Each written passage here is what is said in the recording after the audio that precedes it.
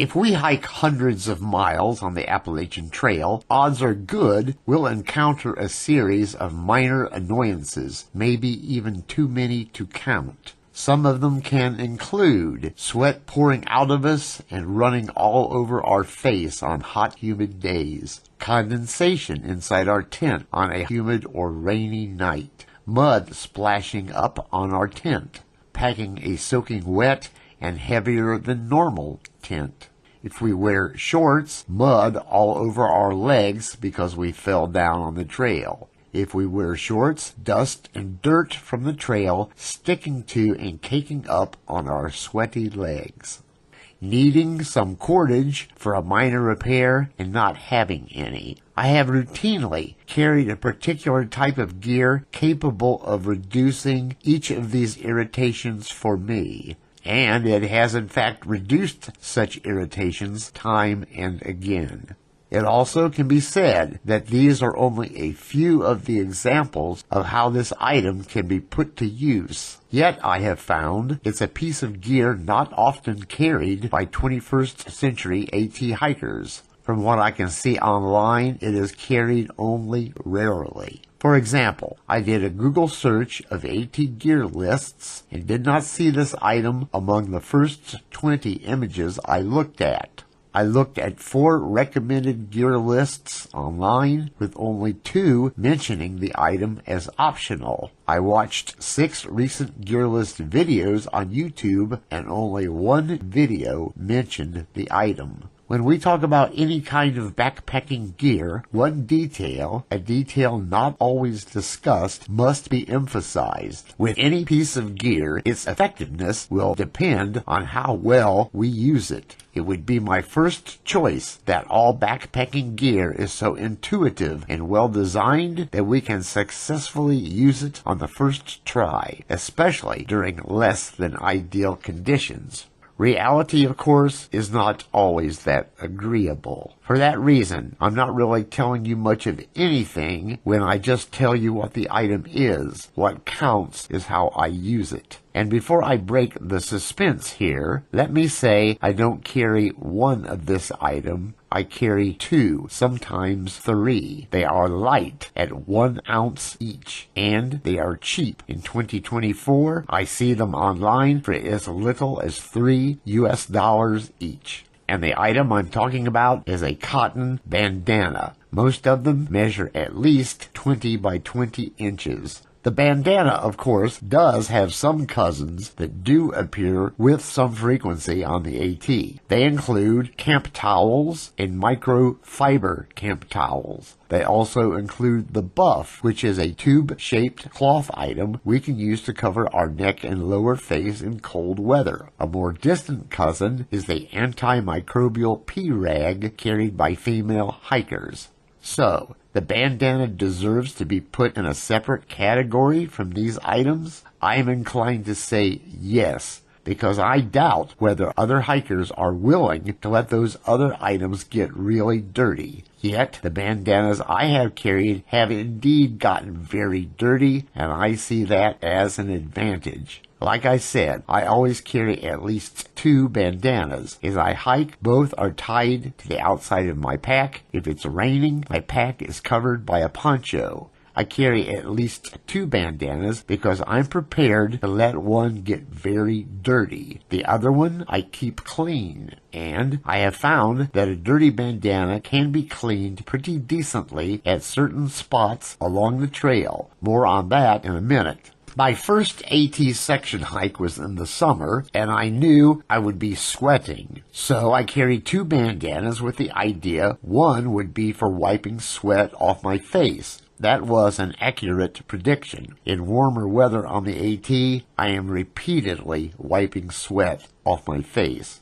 I should point out that not all areas of the country are as humid as the AT in summer. For example, I never sweat very much in the American West. The AT is different in that respect. Also, before that first hike, I had the vague idea I might wash my hands someplace, and I'd reserve the second bandana for that. which is another way of saying I had not anticipated the number of unexpected inconveniences that come with hiking hundreds of miles over multiple section hikes. So we'll take a close look at exactly how I've used a bandana, how I've been prepared to use a bandana, and how others have used one. I'll list the uses from most frequent to least frequent. The combination of the AT's summer humidity and the effort needed to climb the big hills all day long have made me sweat worse than any other environment I can remember. I've sweated so much, in fact, that all my clothes would get drenched right down to my socks.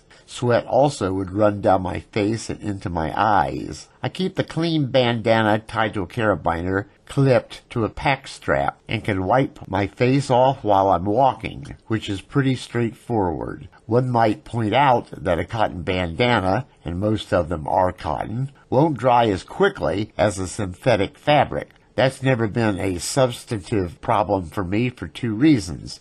Every bandana I've ever used has been thin cotton. A 20 by 20 inch bandana is big. Wiping up sweat never got my bandana soaking wet, even when I was using it several times an hour. And when hanging loose, tied to a pack, a bandana dries out pretty quickly. There's one use I've found for a bandana almost every time there has been an overnight rain. I use a bandana to wipe the water off my tent in the morning. The tents I've used on the AT includes one I have made myself, like this one, and a couple I have purchased, like this one.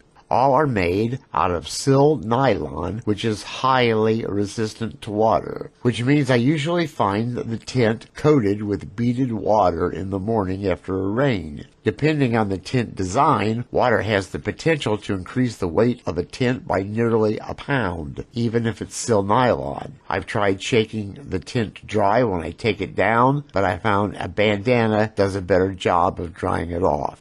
While I've experienced sweat and a wet tent on every one of my summer AT hikes, using a bandana to clean up dirt and mud has happened less frequently for me, which means it's happened on plenty of hikes, but not every single hike. One factor is that even when I'm wearing shorts, my legs have to be pretty dirty or muddy before I even bother to clean them off. If we are an AT thru hiker who spends every possible night in a town or hostel, maybe we can put off cleaning up until we have the luxury of a shower with clean towels available.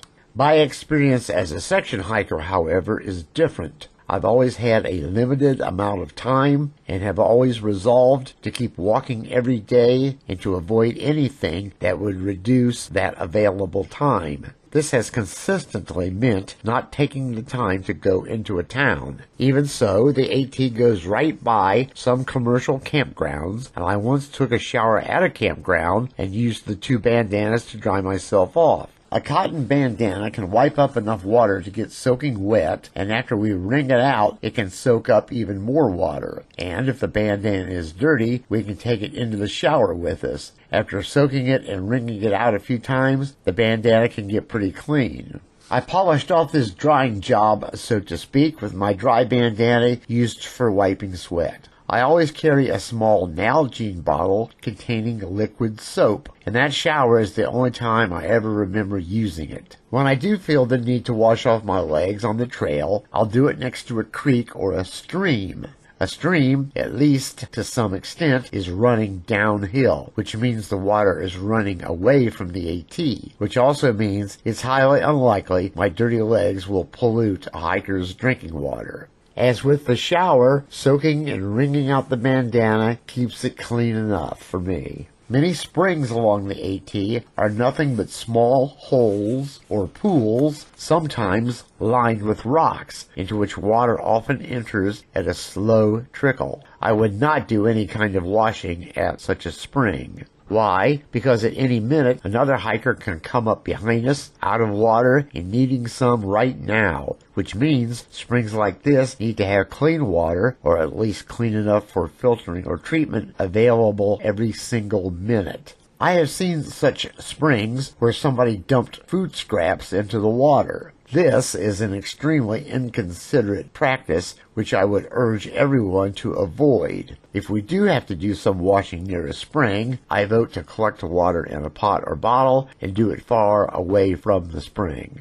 I've lost track of the number of hikers I found online who have complained about condensation inside a tent or their apparent dread of experiencing such condensation. Even with a single-wall tent with no floor and no vent, condensation in the tent has been a relatively rare event for me. When it has happened, I've just wiped it off with a bandana and end of story. The doors on my tents open from the bottom up. When it does rain overnight, or if it seems to be extremely humid, I'll raise the zipper and open the door about a foot or so. The idea is to keep condensation to a minimum, and in my experience, this has worked. Once or twice, I've had mud splash onto or end up on the outside of my tent. The bandana for dirty work cleans it up and gets rinsed out when time permits. I've also used a bandana for other kinds of chores. That includes one night I spent at an AT shelter where a seasonal spring had run dry. Also there that night were a dad and two sons who had arrived with no water at all. The father was concerned because one of his sons was diabetic. The Blue Ridge Parkway was very close nearby, and the dad phoned the local sheriff's office to see if anybody could bring him some water. The answer was no.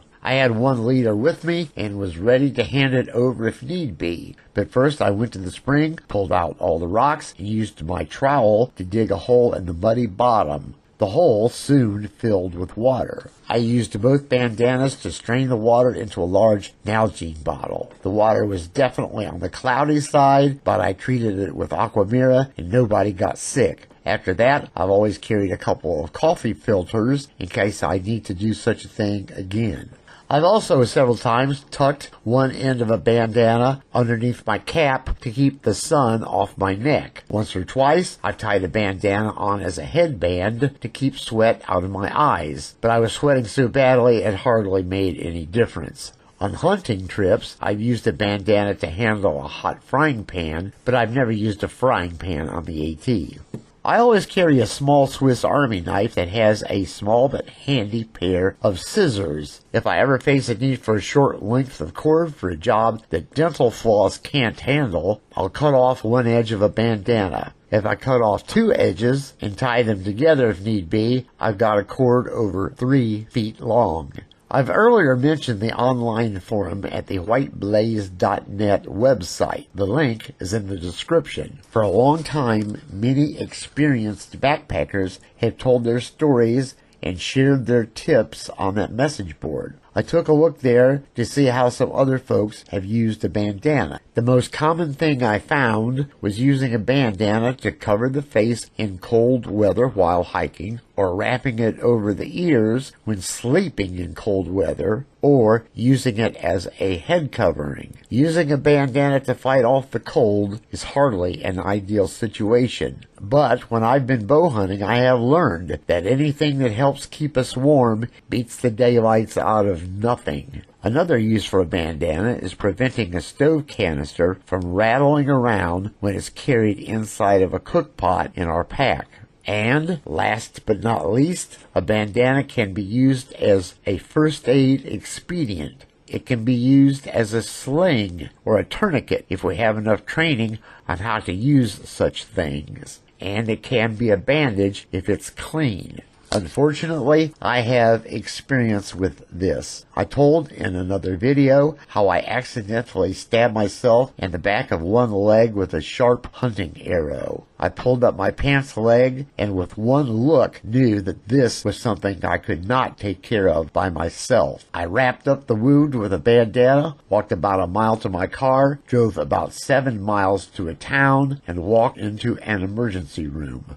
That's one more example of how a bandana is a very versatile item, and it's far better than nothing when we need something.